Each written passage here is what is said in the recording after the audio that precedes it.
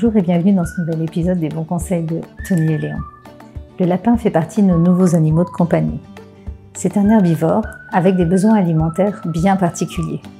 Ses dents poussent en continu et il a besoin de les user régulièrement. Vous l'aurez compris, le sujet du jour, c'est comment bien nourrir son lapin. Je vous emmène donc retrouver le docteur Jean-François Quinton, vétérinaire en charge des nouveaux animaux de compagnie au centre hospitalier vétérinaire Advesia, en région parisienne. Suivez-moi.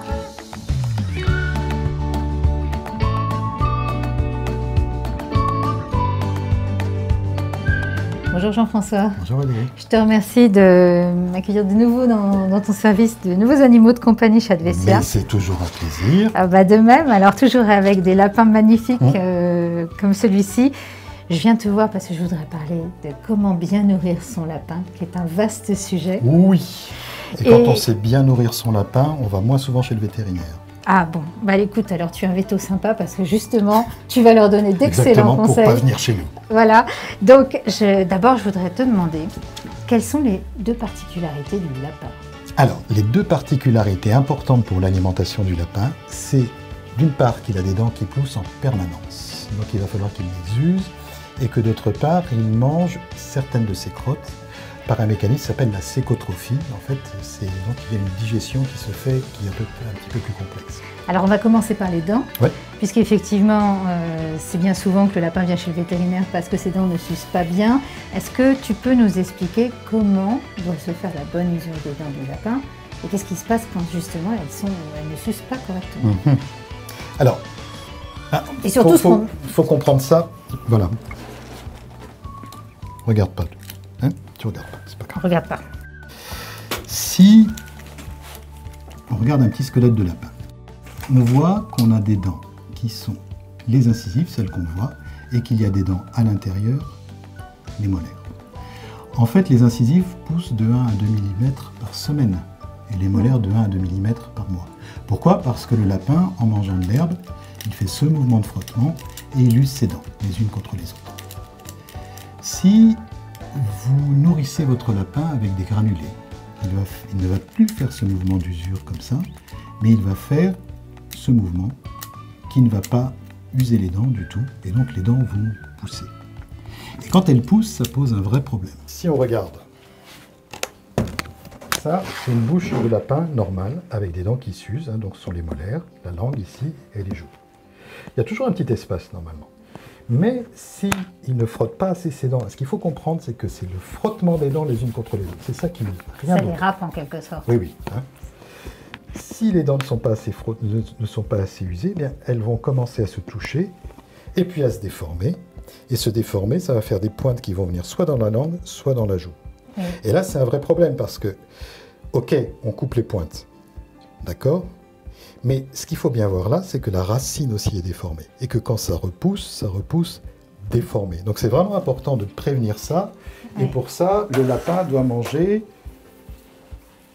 du foin. Du foin. Alors le foin, Beaucoup de foin. Parce que le foin permet le frottement des dents les unes contre les autres. Alors ça tombe bien parce que c'est peu riche en calories. Donc il peut se permettre d'en manger beaucoup. La preuve, il a l'air d'aimer. Et en plus... D'ailleurs, je vais me mettre au foin aussi. Ah bon? Mais alors le lapin, Jean-François, comment ça peut digérer des fibres qui sont présentes dans le foin, puisque le lapin, ce sont des fibres longues? Comment fait-il pour les digérer? Le lapin n'est pas plus fichu que toi et moi pour digérer du foin. Il n'est pas capable. D'accord. Parce que c'est totalement indigeste. Ce que fait le lapin, en fait, c'est qu'il utilise des bactéries dans son tube digestif. Et ça, c'est dans une cuve à fermentation qui s'appelle le sécom, qui est chez le lapin, et chez le cheval d'ailleurs, très développé. Chez nous, c'est l'appendice, c'est tout petit. Chez nous, ça ne nous sert à rien. Chez eux, c'est très très développé. Là-dedans, il héberge des bactéries. Les bactéries vont digérer le foin. Et lui va se nourrir des déchets des bactéries. C'est comme ça que ça se passe. D'où la sécotrophie, après, quand il se nourrit, ça lui permet de mieux digérer les protéines qui sont dedans. Alors, justement, tu viens de mettre le bazar. Donc, il y a le foin qui est important parce qu'effectivement, ça apporte des fibres à l'animal. Et donc, ça, c'est le premier aliment que tu conseilles. Donc, du foin à volonté. Absolument. Mais ensuite vient justement la verdure. Oui, la verdure fraîche. Le lapin vit dans la nature. D'ailleurs, dans la nature, il mange, on ne dit pas des légumes, parce que le lapin, il n'est pas légumivore, il ne va pas gratter pour manger des carottes, même s'il aime bien. Ouais. En fait, il mange surtout des feuilles vertes. Donc, il ne faut pas hésiter à amener beaucoup de feuilles vertes. En fait, un petit panier repas de lapin, bon, bien sûr, peut-être pas dans cette quantité, mais c'est ça que je voulais montrer, des feuilles vertes comme ça, ce genre de choses. Un peu de carottes, bien sûr, mais pas énormément, puisque il faut faire comme si le lapin, qui est fait pour vivre dans un jardin, il faut faire comme si le lapin, il faut apporter le jardin au lapin. D'accord. D'accord, donc si on a un potager, évidemment, on est bien. Donc de la verdure, surtout fraîche. Et il trouve que la table est bonne. Hein. Ah oui, elle est bien là. C'est vraiment gastronomique pour toi. Donc de la verdure fraîche et pas fanée, parce que plus la verdure est fanée, moins elle est riche justement dans certains éléments. Et puis aussi, pas sortie directement du frigo, pour pas qu'elle soit trop froide, et pas humide. D'accord. Tu n'es pas censé t'asseoir dans la nourriture. Oui, il n'est pas élevé encore. Hein. Non, ça c'est pas bien, dis donc, mais c'est pas grave. Donc ensuite, après la verdure, vient justement les granulés, ce qu'on appelle les granulés, ou pas? Ouais, sauf qu'il n'y a pas de granulés dans la nature. Bah oui, non. Il n'y a pas d'arbres granulés dans la nature. Pourquoi des granulés? Bah justement, c'est pour ça que je te pose la question, je provoque justement.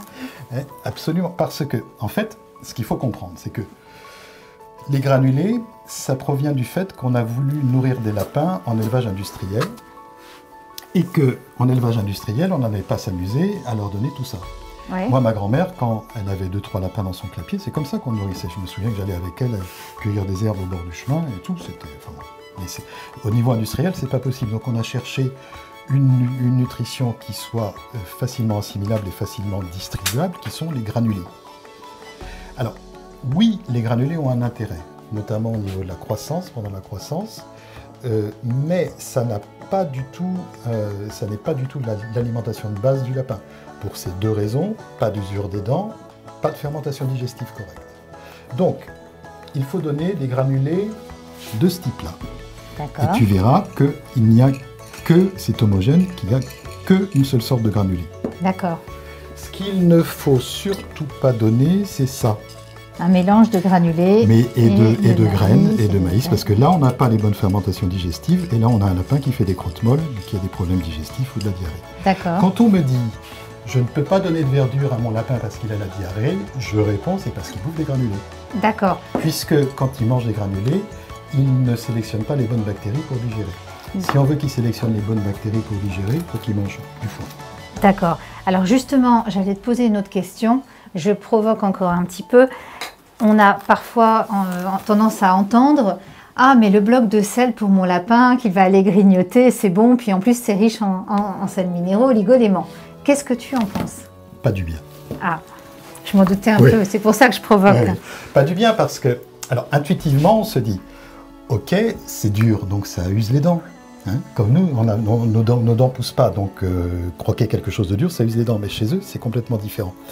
D'abord, ça use pas les dents. Et puis ensuite, il y a beaucoup trop de calcium là-dedans, surtout s'ils en mangent beaucoup. Et là, on va avoir des problèmes de calcium dans les urines, de calcul urinaire et tout ça. Oui, donc, parce que chez le lapin, la problématique, c'est qu'il a vraiment besoin dans sa ration d'avoir du calcium. S'il en a trop peu, ça pose problème. Et s'il en a trop, ça pose des problèmes de calcul. D'accord. Et alors, dernière question. Et les friandises pour mon lapin? Qu'est-ce que tu en penses? Alors, déjà, je pense qu'il faut voir la quantité de ce qu'il faut donner. C'est-à-dire que... Regarde bien, c'est important pour toi. Un lapin, ça doit manger du foin. Après, s'il y a encore de la place... Du foin. Ouais. La verdure, on a vu, des granulés, un petit peu mais pas beaucoup, et juste un petit peu de friandises comme ça. Bien souvent, quand on m'amène un lapin en consultation...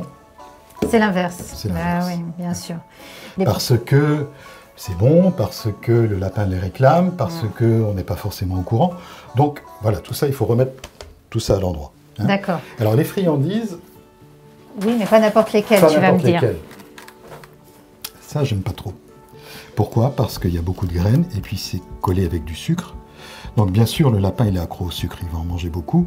Donc ça, c'est une fois de temps en temps, et encore avec parcimonie. Si on a des choses plus souvent et qui soient moins dangereuses, moins riches en sucre, on a des petites pommes séchées, on a pas mal de friandises qui sont conçues pour les lapins, ils sont très bien, dans lesquels il n'y a pas de sucre et sur lesquels ils ont un grand plaisir.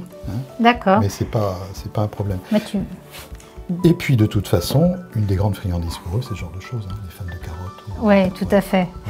Bon, en tout cas, je te remercie parce que finalement, tu as levé le voile sur certains a priori qu'on avait. Et c'est important pour avoir des lapins en bonne santé, qui potentiellement ont moins de soucis et donc viennent moins chez le vétérinaire. Et je pourrais te dire un dernier truc, c'est que le lapin ne doit pas rester avec des granulés en permanence à volonté.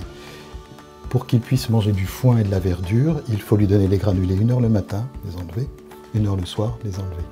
Et comme ça, progressivement, il va s'habituer au foin et à la verdure. Et le foin et la verdure, on peut les donner en même temps? Oui. Et un lapin peut très bien vivre avec du foin et de l'eau pendant très longtemps. D'accord, parfait. En tout cas, merci Jean-François pour tes conseils. Donc vous l'aurez compris, un lapin, ça a surtout besoin de foin, ça a besoin de verdure et bien fraîche, d'eau propre à volonté. Et les petites friandises, ça reste exceptionnel et de temps en temps, mais surtout, voilà les 2 éléments essentiels. J'espère que cet épisode vous aura plu. N'hésitez pas à nous suivre sur les bons conseils de Tony et Léon. Prenez bien soin de vos animaux et passez du bon temps avec eux. À bientôt. Au revoir. Au revoir Jean-François. Au revoir.